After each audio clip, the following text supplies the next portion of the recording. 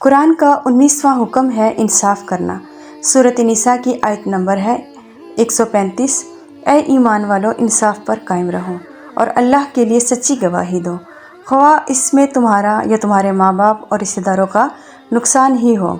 اگر کوئی امیر ہو یا غریب تو تم خواہش نفس کے پیچھے چل کر عدل نہ چھوڑ دینا، اللہ تمہارے سب کاموں سے باخبر ہے۔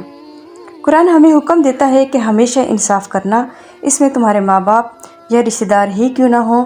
ہمیں انصاف کے متعلق سختی سے تاکید کی گئی ہے، لیکن آج جو ہمارا حال ہے کہ ہم انصاف سے بہت ہی دور ہیں اور ہم نے اپنی خواہش نفس کو اپنا معبود بنا رکھا ہے، اور قرآن کے حکم کو پس پشت ڈال کر ہم قرآن پر ایمان کے دعوے دار ہیں، لیکن ہم ہمیشہ اپنے رشتہ داروں کا ساتھ دیتے ہیں، اپنے دل کی مانتے ہیں، اپنے نفس کی پیروی کرتے ہیں۔ ہمیں اللہ نے قرآن میں کیا حکم دیا ہے، اس بات سے ہمیں کوئی سروکار نہیں ہے۔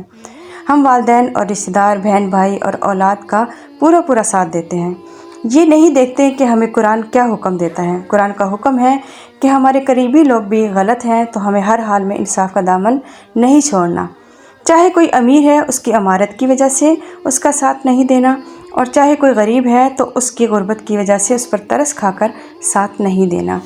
قرآن ہمیں حکم دیتا ہے کہ ہمیں ہمیشہ حق اور سچ کا ساتھ دینا ہے، لیکن ہمیں صرف اپنے نفس کی مانتے ہیں اور کسی کا غلط ساتھ دینے میں بھی نہیں جھجکتے، اور پھر بھی خود کو مسلمان کہتے ہیں، قرآن پر ایمان کا دعویٰ کرتے ہیں، تو ایسا ایمان ہرگز قابل قبول نہیں ہے۔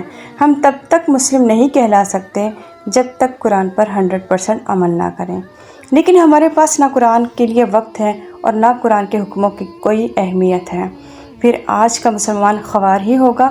یہ برائے نام کہ مسلمان قرآن کے کسی حکم کی پیروی نہیں کرتے، نماز روزہ سفارش سے بخشش ڈھونڈتے ہیں، لیکن ایسا کوئی شارٹ کٹ کام نہیں آئے گا۔